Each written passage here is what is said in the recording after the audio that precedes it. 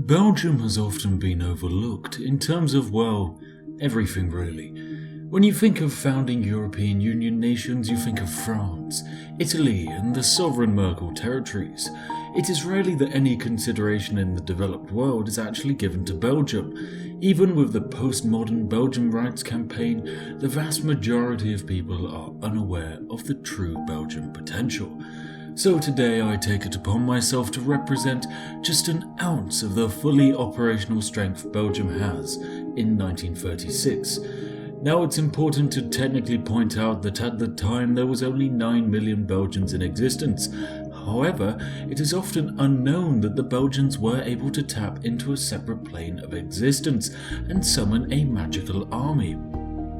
Now I'm sure many of you are wondering how we can do this in vanilla HOI4, but don't worry, after researching some ancient Belgian Waffle texts, I have found a way to summon them. As with all things Belgian, it must start with a rumble in the Congo. Step 1 of our plan is to release Congo as a puppet. Lovely. Now that they are a puppet, they can love us and care for us, and also accept our offer of 1 infantry equipment. And also, kind of suspiciously, 2.4 million planes. Step 2 is to divert all of our construction and industry into building waffle factories and nothing else. Just spam out those consumer factories, you'll love them. Step 3, wait 1 full month and then cancel the Lend-Lease of 1 infantry equipment and 2.4 million planes. Step 4. Stare in wonder and amazement at the sudden arrival of 1.8 million fighter planes in your stockpile. Let us fix this situation by flooding our airports with as many of these planes as we can until we run out of manpower. Step 5. We now have basically no manpower and still loads of planes left, so let's fix that by sending it all back to our friends in the Congo with another Lend-Lease. Now we sit back and relax for 1 full month by having some waffles or maybe celebrating Belgian culture. Step 7 is now fully underway as we decide to end our Lend-Lease to those men in the Congo. This is where the strange things start to happen as our manpower counter cannot really seem to work out what is going on with all of these planes. Step 8 is rather simple. The manpower we had has now gone away and disappeared into somewhere else. That somewhere else is actually a single stack of 2.1 million fighters.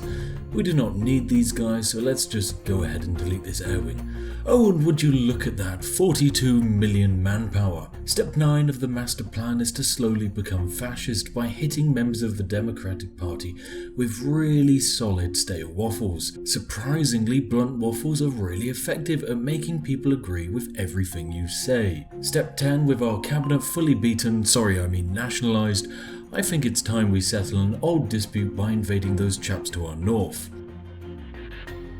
With the arrival of Step 11, it is time for war.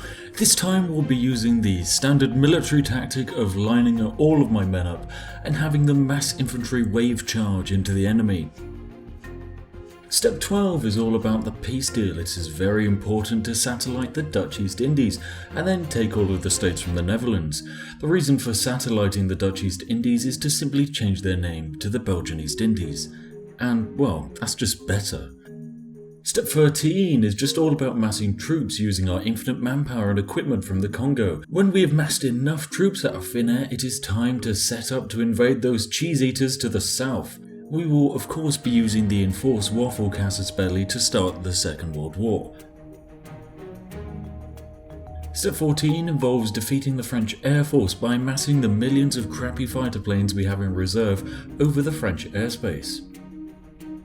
It is finally time for the majestic military strategy of Step 15. This involves 50 width infantry charges into the French defences.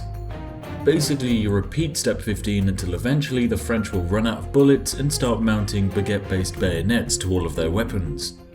With the capitulation of France, we can now move on to Step 16, which is also commonly known as Operation Sea Slug. Operation Sea Slug requires 2 main things to set up first. Firstly, the swarm of fighter planes must be redirected to England, and then secondly, we must create a paratrooper template of 30 width and add some support artillery in there that can be dropped out of the side of the plane for some reason. Step 17 now involves suicide dropping 20 divisions of paratroopers at a time onto England to see what eventually sticks. Whilst our first drop is successful, it is unable to stick with the lack of supply. On our second attempt in Cornwall, we really make some good progress. This is then of course followed up by a third paradrop, this time around Bristol, in order to create some confusion. With this paradrop we have enough supply from the ports to bring in 24 infantry divisions. And with that, the defeat of the United Kingdom is guaranteed in one easy move. Step 18 is of course all about that peace deal. You basically want to make your name as big as possible. I recommend of course taking Canada and then India, as their clay is very effective at expanding your name. I decided to take most of the UK as well, just for, nationalism purposes, and all of Norway, even though I never even invaded them or declared war on them. I also decided to pick up France as a puppet, as they will serve us as a great waffle producing state in the future. And of course I finished this up by grabbing some exciting African land. Step 19 is the time to sit back, relax and look at the wonderful world we have now created. Belgium is truly in control. We can just end the video right now. Yeah, I guess we can. So thanks everyone for watching. Give the video a like and subscribe if you want more fun videos like this. There's absolutely nothing else we can do with this game. It is all finished. So job done. Let's just all go home and have a waffle. What's that? You think we need to defeat the Axis? Okay, I guess we can do some more invasions. We're just going to scoot on over to step 42. This is the ultimate step and the pinnacle of Belgium strategies. Operation Wonder Waffle. This all starts by declaring war on Italy, which will of course result in the Germans joining the war. For the start of the war, simply hold the Italian border whilst you wave assault 200 Belgian divisions into the German border. As this strategy worked brilliant the last 3 times we tried it, you would of course be surprised to hear that once again it is super effective against the Germans. Step 43 was meant to be about having a nice slow advance whilst the Soviets invade from the other side. However, considering we have so much manpower and I wanted to speed up this Ironman game, I have decided to take the initiative and order a full attack on the Germans. Step 44 requires you to pass some time whilst your armies invade Germany. You could take up a hobby perhaps, maybe something like waffle making. Alternatively, you could do what all Belgians do in their spare time and just stare into the abyss.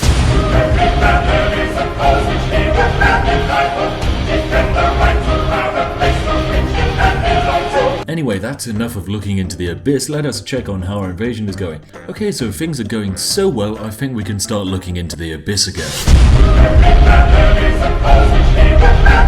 Well, that's enough of the abyss for one day. What step are we on again? Oh yeah, that's right, probably step 69, also known as the mass infantry charge down the centre of Italy, until of course they eventually capitulate. Now of course you do not want to finish early on step 69. To ensure you do not, it is very important to move on to step 70 before 69 is complete. Step 70 is of course the invasion of Spain. Now Spain by themselves are not a real threat to the mighty Belgians. Simply park your fighter swarms above the Spaniards and rain fiery hell of waffle syrup from above. Now syrup is really good at pinning infantry units down, so this is the time to bring in your own infantry and charge them into the Spanish lines. Step 71 is to acknowledge that there is technically a large amount of enemies in the Baltic. However, they do not really threaten us enough to warrant a full-scale invasion of the ex-Yugoslavian land. So simply stand on the border and just, forget that side of the game.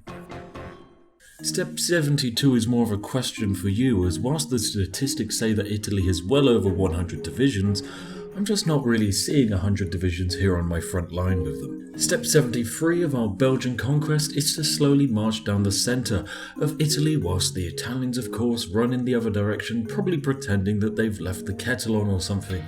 Honestly, it's just like they've given up fighting and accepted that Belgians might be the most overpowered nation in the game. Well, we have encountered a problem with step 74. The crossing onto the final island is blocked by some pesky Italian infantry that just simply refuse to give up. We're in a bit of a pickle here, and so we must move on to the next emergency step. Step 75 is very similar to step 16 and is often called Operation Sea Slug version 2. Whilst much smaller than the original, it still involves having 20 paratrooper divisions dropping onto the tiny island and causing havoc, whilst the main infantry force jumps into the fight. Step 76 is the final peace deal of the day, and is a time when we, the Belgians, have to make difficult decisions. Do we go for a peace deal which prevents future wars and conflict? Do we go for a peace deal that frees the land into democratic utopias? Or do we just go for the deal that makes our name as large as possible? So of course it all begins with some German land, and then a quick satellite of Czechoslovakia. Next up is the annexation of Spain into the Belgian Empire, then we grab some Italian and German land just to balance it out. I finally finish it off by taking the rest of the Italian land and claiming some land in the Baltic for no real reason. Then I finish off Germany and move on to Africa. I just try to grab as much as possible here, as the land really does help your name to stand out. And with that everyone, the world is truly complete. Everyone is rejoicing under their benevolent Belgian dictator, sorry I mean democratically elected supreme leader of the people. The soil of the world has gradually turned to yellow as the Belgians have spread their mark. No one can even hold a finger against the Belgian army and the highly effective Belgian Swarm Air Force. I am sure all of you can agree that Belgium is the strongest nation in Hearts of Iron 4, even in Ironman, and that it deserves proper respect and care. Should I see any comments claiming that Belgium is not a real country, or in fact just a conspiracy to distract us from the real dangers of the world, I promise that I will unleash my entire Belgian army of 42 million men upon you. Just you watch out, you've been warned.